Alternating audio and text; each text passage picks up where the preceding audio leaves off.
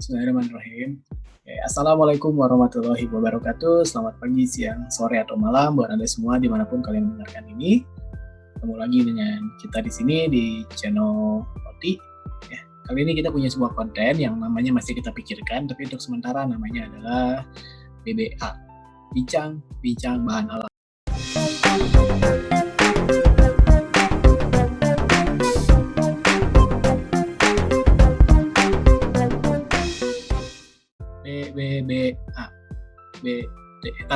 BBA, Bincang Bahan Alam.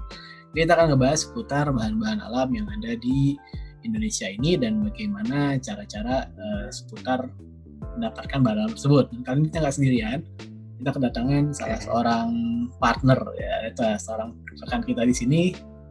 Kita kedatangan Bro Farid. Apa kabar, Bang? Kabar baik, Bang. Assalamualaikum warahmatullahi wabarakatuh. Waalaikumsalam warahmatullahi wabarakatuh. Ya judulnya kayak lagu Tuan Pales, belum ada judul. Oh iya, belum ada judul, masih dipikirin. Jadi mau ganti nama masih aman tengah-tengah. Ini yang kita sempat obrolin dulunya, rencananya kita pengen bikin talk show, pengen bikin bincang-bincang online, cuman berhubung lagi ada pandemi ini, jadi kita coba maksimalkan lewat media daring lah. Salah satunya lewat sini. Ini kita nggak ketemu langsung, makanya mungkin kalau ada miskomunikasi tengah-tengah harap dimaklum aja gitu ya. Oke. Masalah sinyal biasanya. Sinyal, tiba-tiba audio putus, ya nggak usah heran lah. Oke nih, Bang Farid, kita mau ngobrol-ngobrol seputar bahan alam yang ada di Indonesia. Menurut Bang Farid sendiri, ini kalau kita bicara bahan alam, sebetulnya Indonesia ini kayak gimana sih? Kita ini memang memiliki potensi banyak gitu ya? Kalau mungkin semua orang sudah tahu negara kita cukup kaya, walaupun kalau kita gali lebih jauh sekarang sebenarnya tidak sekaya dulu ya, karena sudah mulai banyaknya kerusakan alam yang mungkin diakibatkan oleh tingkah laku manusia juga kan dalam kerusakan alam. Jadi negara kita cukup kaya akan ada keanekaragaman hayati yang bisa dimanfaatkan untuk kebutuhan, baik itu untuk farmasi secara khususnya ataupun untuk kebutuhan hal yang lain. Dan karena kan bicara sumber bahan alam itu tidak hanya tumbuh-tumbuhan. Pokoknya kalau kita sebagai sumber obat itu kan ada dari hewan, mineral ya. Nah itu kan mineral yang kadang terlupakan, seolah sumber obat bahan alam itu pasti tumbuh-tumbuhan saja. Kalau kita bicara dari Simplisia kan dia ada dari mulai hewani, nabati, dan mineral. Simplisia itu tanaman kering ya? Apa obat kering, bukan obat kering? Simplisia, intinya kalau bicara Simplisia berarti kita ada satu kata kunci, sumber tadi dimanfaatkan sebagai obat. Nah, Pak Aldi bikin hiasan dari daun, itu bukan Simplisia kalau hanya sebagai hiasan. Tapi kalau digunakan sebagai obat, itu dinamakan sebagai Simplisia. Jadi Simplisia ini ada dari tumbuhan, hewan, mineral ya. Tumbuhan kita sering dengar nih. Kalau hewan, memang apa nih yang dipakai? Ya, hewan banyak yang sering digunakan. Ya. Satu, mungkin kalau anak saya berisik sedikit. Ya, namanya juga konten apa adanya ya. Kita apa adanya, kita edit ya. Edit. Kalau hewani ada yang sering menggunakan seperti kuda laut ya.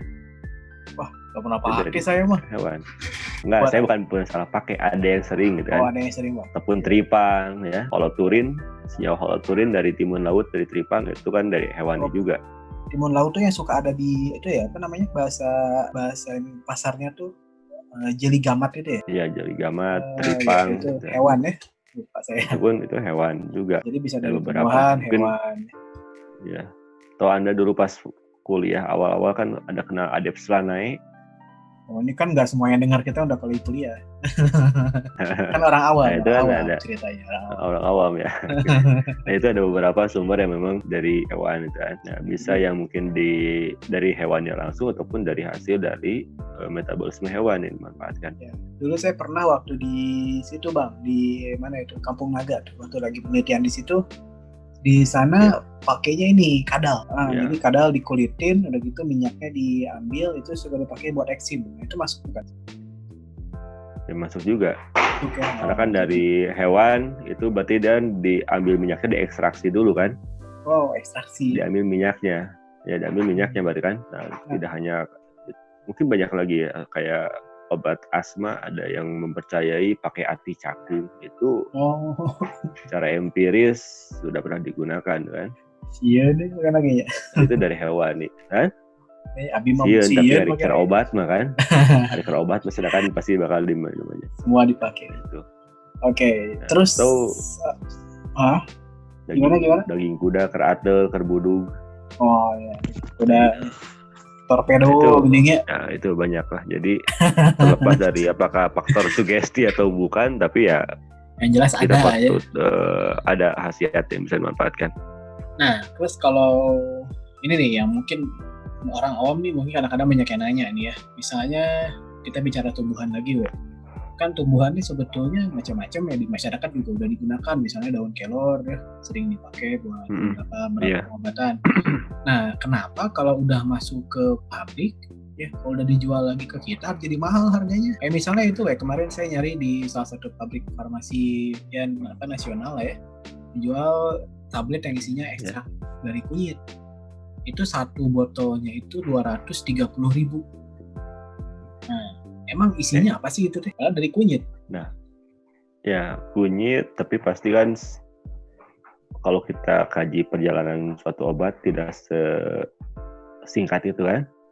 Lama ya. Dari mulai dia tahap awal mungkin dari empiris, dikaji, ada orang yang tertarik atau industri yang tertarik untuk mengembangkan lebih jauh, dibuat sebuah mungkin obat herbal terstandar. Nah, dari mulai sana pun sudah mulai kan ada proses standarisasi, berarti ada proses waktu yang dibutuhkan untuk mendapatkan suatu produk yang mungkin menurut mereka itu standarnya itu seperti itu. Misalkan suatu pabrik mungkin akan memenuhi standar minimal. Kalau negara kita punya suatu acuan, berarti setidaknya memenuhi acuan tadi kan, agar minimal mutu obat yang beredar di Indonesia itu setidaknya mutu minimalnya sama.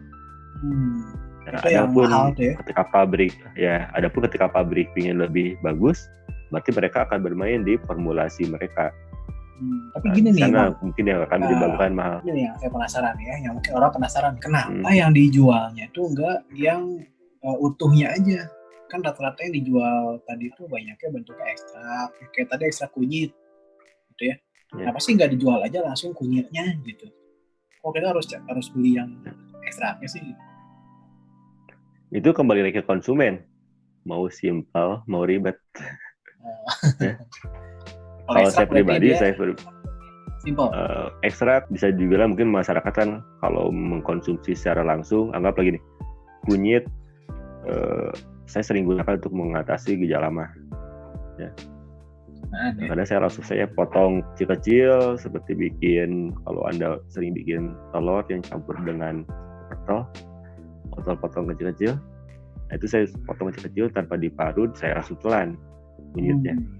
Nah, sekarang kalau ada juga yang jual serbuk kunyit kan, belum berupa kapsul, seperti bunga jambu, bunga melati, maaf menyebutkan merek dan. Nah, berarti kan satu, kalau orang membuat serbuk kunyit bisa jadi ada kekhawatiran satu, tangan kotor, walaupun bukan kotor ya, itu memang warna alamiah dari kunyit. Tapi pasti orang tidak suka dengan efek yang dihasilkan tadi. Satunya kan, nah, terus kecenderungan manusia kan biasanya mencari yang praktis. Ekstrak tinggal. Apalagi sekarang apalagi sudah dikemas dengan kapsul gitu kan, berarti kan setidaknya menutupi rasa juga. Kalau orang tidak suka rasa dari kunyit yang kurang disukai, misalkan dari aromanya ataupun dari rasanya, nah berarti ketika pakai kapsul rasa tadi bisa tertutupi sehingga orang bisa lebih mudah mengkonsumsinya, gitu kan. Dan artinya ketika pada saat masuk ke mulut tidak terasa rasa kunyitnya, tapi khasiatnya bisa dia dapatkan. Ya, kalau saya lihat datanya tuh ternyata dari semenjak tahun 2000-an dah. Jadi penjualan ekstrak tuh mulai naiknya lumayan pesat gitu. Kalau dipikir-pikir mungkin semenjak ada iklan itu tuh ya, mungkin kalau pernah ingat Bang, kabar gembira untuk kita, nah gitu-gitu. Ya, itu kan udah ada jelas dari iklan. Ya, kulit manggis itu apalagi adalah salah satu artis yang menjadi iklannya di acara talk show agama itu kan sebutkan ekstrak lebih baik gitu kan. Iya. Nah, mungkin langsung naik daun situ kan. Langsung naik daun ya. Sejadi tidak salah, memang benar ketika di ekstrak itu berarti kan dia lebih secara kadar ampasnya sudah kita hilangkan. Walaupun belum tentu di ekstrak tadi zat yang kita harapkan itu betul-betul ada gitu kan. Kalau kita mengkonsumsi kunyit secara utuh, misalkan parutannya, berarti semua komponen baik ampasnya maupun si kandungan dalam kunyit tadi semuanya kita konsumsi. Nah, terlepas Jadi dari masih apakah ada efek sinergi antagonis kan, kalau ekstrak udah bisa kita jadi pisah-pisahkan ya, bagian-bagian yang ampasnya Pak itu. ekstrak setidaknya mungkin ampasnya sudah kita hilangkan, kan? Kita hanya mengambil sarinya saja. Nah, walaupun bisa jadi belum tentu ekstrak lebih bagus kan, dari simbiosia utuh, ataupun nanti setelah diekstrak diisolasi jadi senyawa tunggal belum tentu lebih bagus juga, karena terlepas dari adanya efek sinergi dan antagonis tadi. Jadi kalau gitu poinnya tadi ada di pemisahan ya. Ya, pemisahan. Jadi tadi kita misahin ampasnya di ekstrak, nanti juga dilanjutkan dengan isolasi lagi dan. Iya. Oke, wah ini menarik sekali ya. Nanti kita akan bahas lagi di sesi berikutnya. Jadi kita biar nggak terlalu lama, biar juga nanti yang nonton ini biar tidak terlalu bosan ya. Kita akan bagi beberapa segmen. Yuk Bang, kita akan ngobrol lagi nanti di sesi berikutnya. Jangan kemana-mana, tetap stay. See you.